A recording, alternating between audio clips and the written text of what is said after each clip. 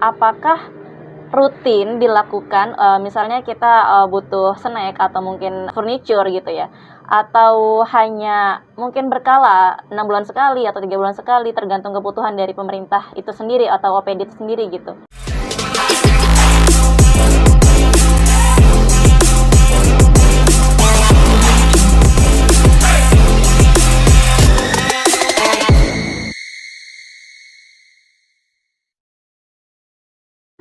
Ya, ini kan organisasi perangkat daerah ya, Mhm. sebagai perangkat daerahnya pemerintah itu punya anggaran. Nah, punya anggaran itu juga disusun lewat perencanaan penganggaran.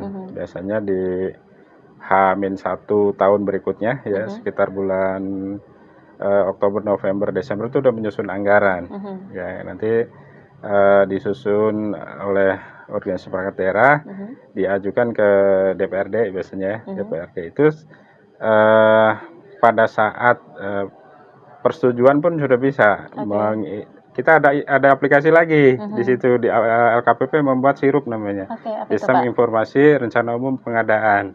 Jadi apa saja yang direncanakan oleh OPD ya Dinas Badan Biru itu harus wajib juga diinput di sirup. Nah, nanti di situ baru perencanaan itu disetujui DPR ya menjadi DPA, daftar penggunaan anggaran ya.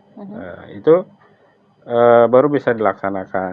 Nah, tadi pertanyaannya tentatif atau rutin gitu ya. Nah, itu kan namanya anggaran, ada yang rutin, ada yang juga satu kali selesai atau berapa kali selesai gitu ya. Tergantung dari kebutuhan OPD-nya sendiri ya Pak ya? Ya, lewat DPA-nya tadi. Kalau misalkan satu dinas dia ada berapa kegiatan, satu kegiatan ada berapa kali rapat, ya sepanjang rapatnya belum selesai ya masih pesan kan gitu ya. Itu atau misal kontrak yang besar-besar pembangunan gedung sekolah dan sebagainya kan tinggal misalkan Dinas Pendidikan dan Kebudayaan provinsi menganggarkan pembangunan sekolah ya berapa sekolah gitu ya. Kalau misalkan 4 di tahun itu juga selesai 4 ya sudah selesai kan gitu. Jadi tergantung perencanaannya, perencanaan yang tertuang di DPA. Oke deh, ini menarik sekali nih ya Pak ya. Tapi masih banyak nih yang harus Mila kulik dari Pak Rinon ya. Nanti akan kita jeda dulu ya Hotners, jangan kemana-mana, stay tune terus di 88,2 FM Hot Radio. 88,2 FM Hot Radio, Today's Best Music. Oke Hotners, masih bersama Mila di program biasa ya, bersama dengan narasumber kita yakni Bapak Rinon Agus Wijanarko ya, selaku dari Pengelolaan Informasi PBJ LPSE Provinsi Banten. Dan kita masih berbincang-bincang terkait dengan pengadaan barang dan jasa di lingkup Provinsi Banten. Ini cukup menarik. Banyak hal-hal yang mungkin baru kita tahu nih hari ini ya, kalau ternyata pengadaan barang dan jasa ini yang dilakukan oleh pemerintah Provinsi Banten benar-benar digunakan dan bertujuan untuk mengembangkan pelaku usaha mikro, menengah, dan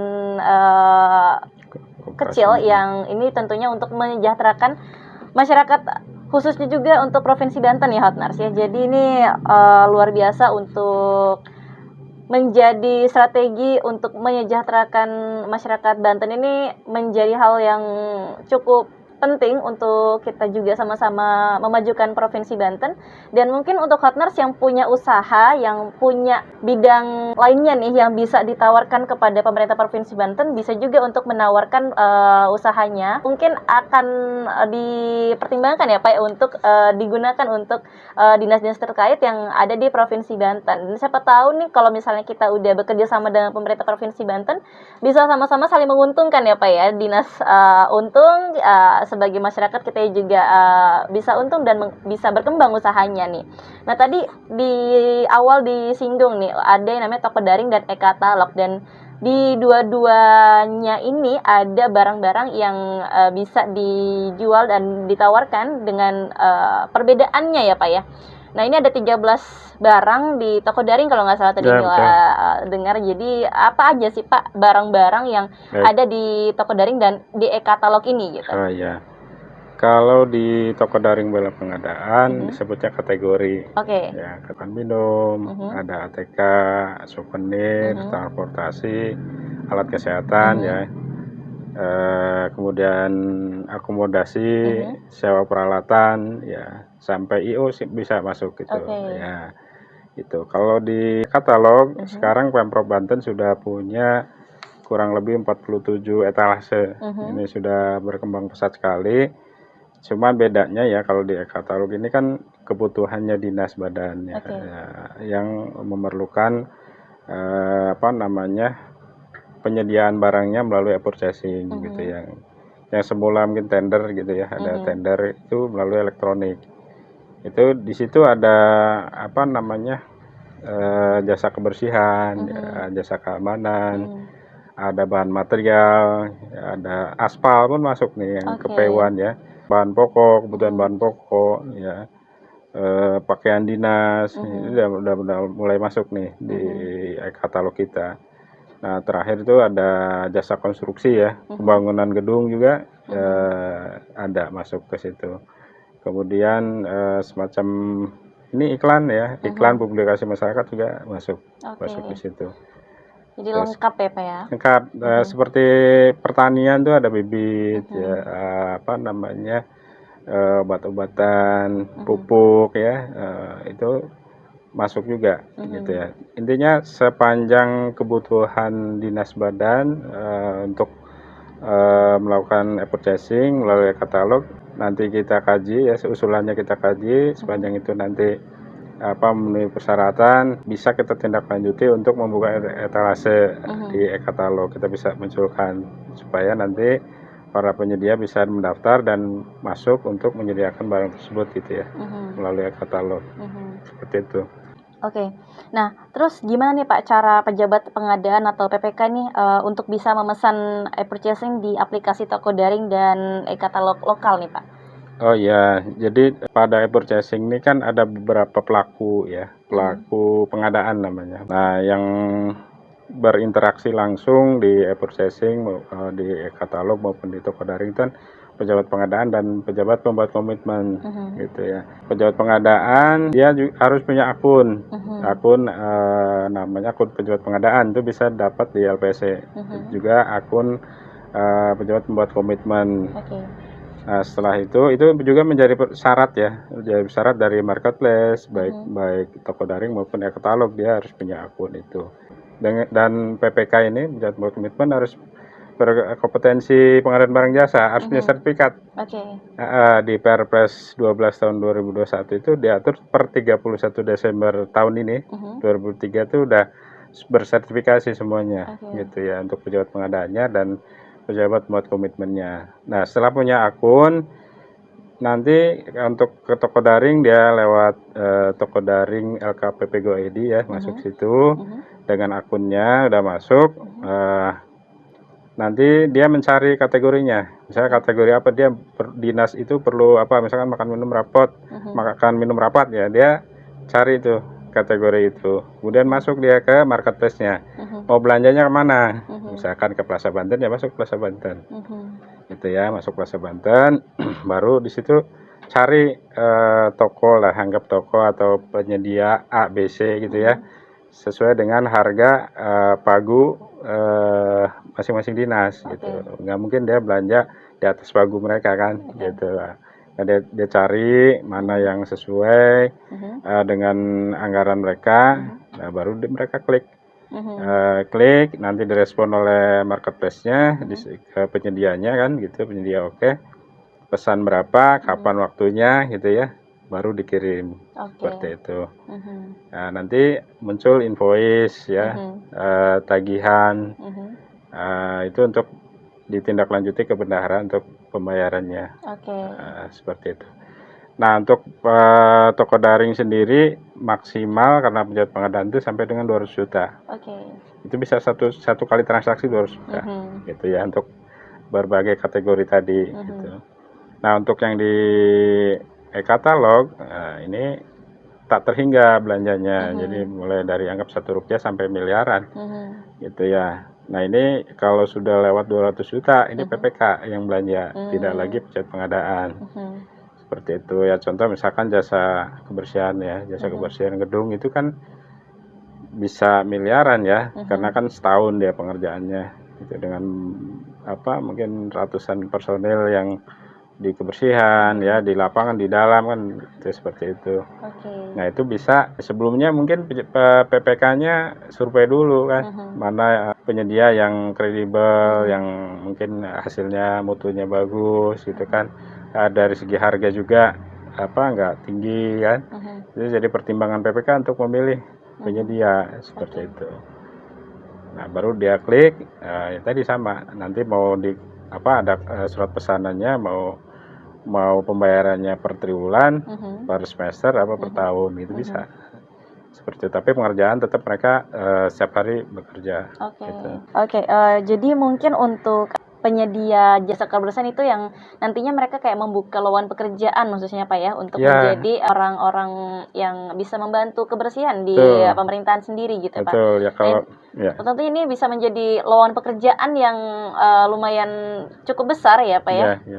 Untuk masyarakat Provinsi Banten sendiri khususnya ya. Oke, ini untuk kategori-kategori sudah dijelaskan oleh Pak Rinon, dan untuk kualifikasinya sendiri nih Pak, apa sih atau ada nggak sih Pak kualifikasi mungkin kayak makanan atau furniture gitu yang harus memenuhi kualifikasi standar pemerintah tersebut? Gitu? Kalau standar kan kita SNI ya, sudah ada standar nasionalnya, standar nasional Indonesia. Kalau untuk barang ya, itu SNI lah, sudah harus SNI. Kalau kualifikasi penyedianya, tadi nanti tersaring, terfilter melalui SIKAP, gitu ya. Nanti apakah secara perizinan sudah lengkap, ada NIB-nya, gitu ya. Terus jenis usahanya, KLB-nya ada, gitu kan. Terus NPWP-nya itu kualifikasi untuk penyedianya. Kalau untuk kualifikasi barangnya sih SNI, ya SNI. Kalau makan minum halal tentu ya, halal.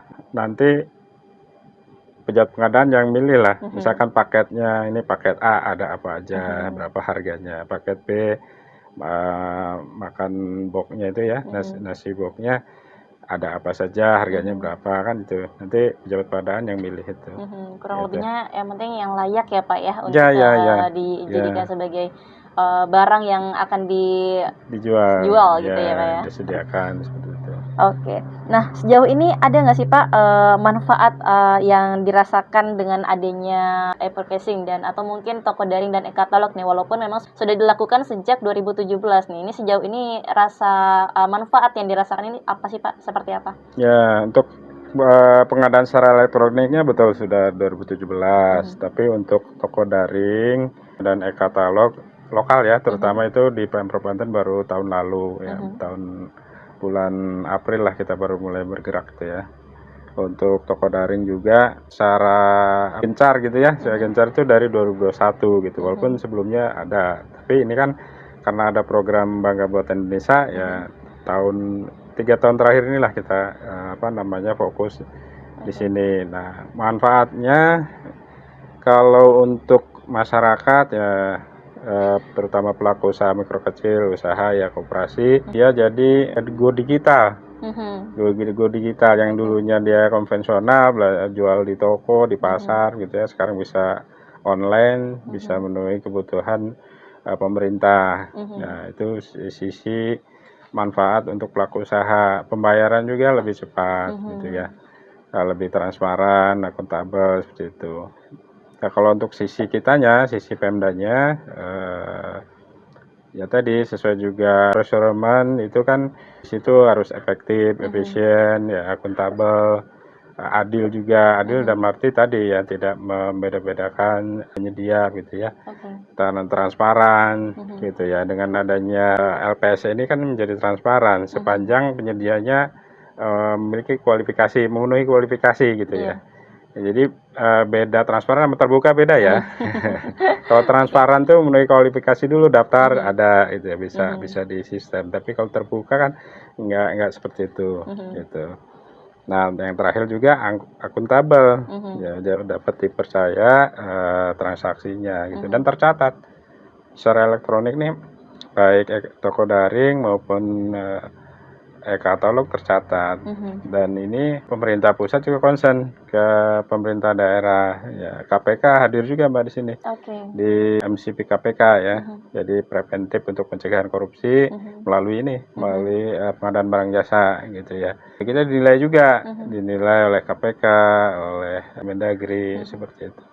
Ya, alhamdulillah untuk sisi Pemdanya pengadaan barang jasanya lebih teratur lah, lebih teratur, lebih terarah dan bisa dipertanggungjawabkan.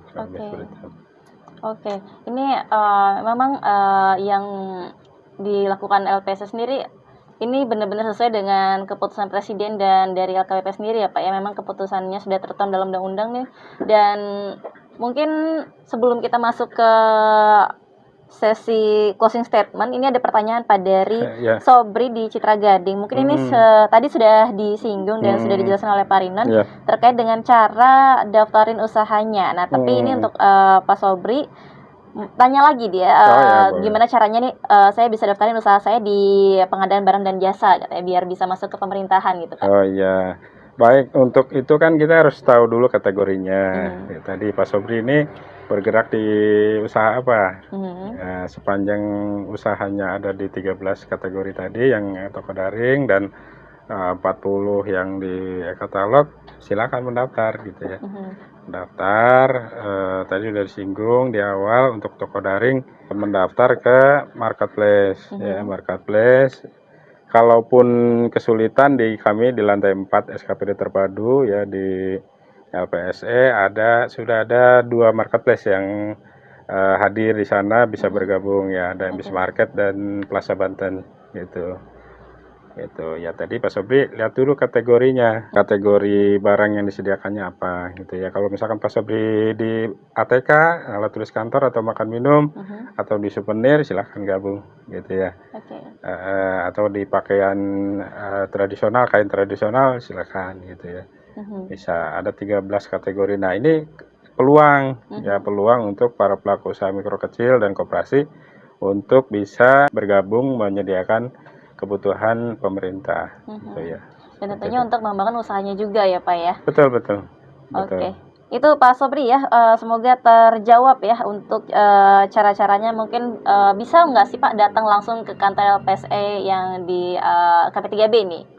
Boleh, diutamakan gini, kalau LPSE kan di kabupaten kota juga ada. Jadi kalau di kabupaten kota itu ada namanya bagian pengadaan barang jasa. Di dalamnya ada LPSE ya. Kalau di kami namanya Biro Pengadaan Barang Jasa dan LPSE gitu ya. Jadi kalaupun mendaftar di misalnya Pak Sobri di Serang nih, di LPSE Kota Serang bisa. Gitu. Misalkan nanti ada teman-teman yang lain juga di kabupaten kotanya, silakan. Jadi nggak harus di KP3B ya Pak? Ya, nggak harus di KP3B. Kalaupun mau ke KP3B silakan, tapi kita sarankan ke LPSE terdekat. Gitu. Ya, supaya nggak keluar ongkos banyak juga. Oke deh, itu ya Pak Sobri, semoga terjawab dan semoga dapat peluangnya nih. Karena untuk mengembangkan usaha ini kan banyak caranya ya. Nah, mungkin ini salah satu caranya nih, dan sudah diberikan jalan oleh LPSE Provinsi Banten untuk kita bisa mengembangkan usaha kita di ranah sektor pemerintahan gitu ya.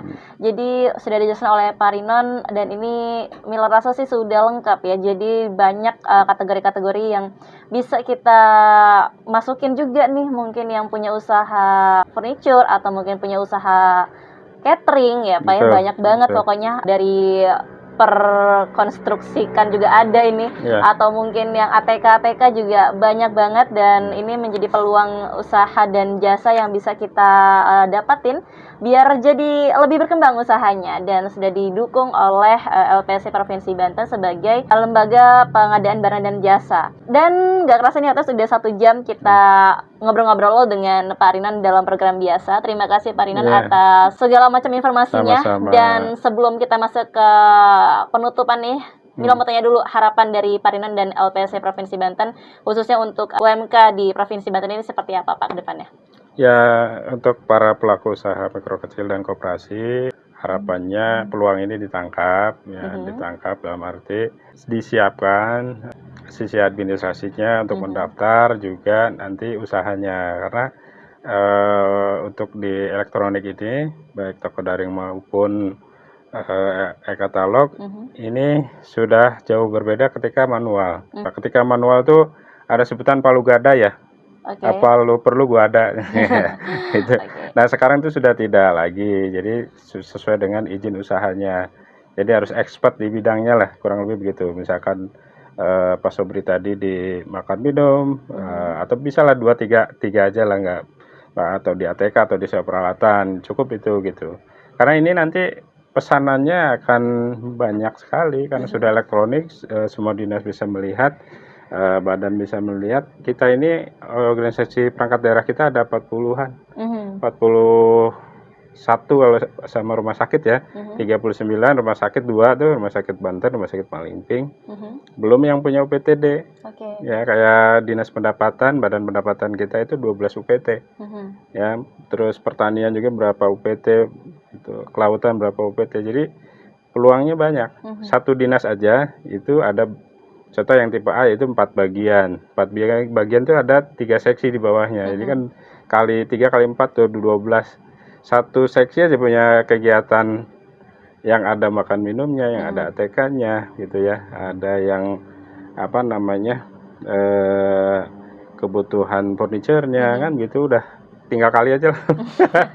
Jadi peluangnya sangat besar. Jadi bisa untuk transaksi di toko daring bisa 200 juta sampai dengan 200 juta, untuk di katalog tidak terhingga ya, bisa miliaran lah gitu ya. Kalau yang punya material ya bisa gabung, silakan nanti untuk menyediakan di pekerjaan konstruksi yang ada di PU ya, seperti itu, atau di Perkim gitu ya. Banyak lah pekerjaan irigasi, sanitasi, ini jalan gitu ya, konblok dan sebagainya, itu banyak. Seperti itu. Ini jadi cuan semua ya Pak isinya. Cuan semua, cuan semua. Jadi ini mungkin anak-anak mudanya nih ya yang lagi ditunggu nyari nih anak-anak muda peluang cuan ya Pak ya. Ya peluang-peluang. Sebenarnya yang simpel-simpel aja kan, misalnya kayak alat tulis kantor gitu kan, bisa cari pemasok yang dekat, yang harganya murah gitu ya, bisa untuk menyuplai kebutuhan pemerintah gitu. Oke deh.